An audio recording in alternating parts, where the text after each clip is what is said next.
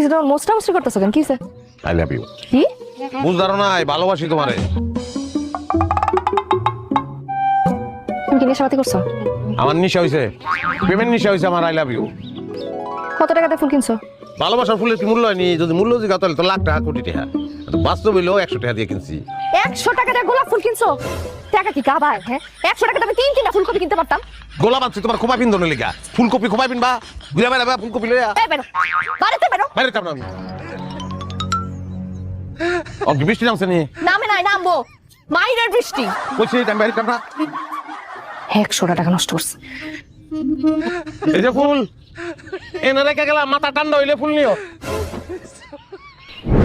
আল্লাহ, আমার লেগে কিছু একটা করো।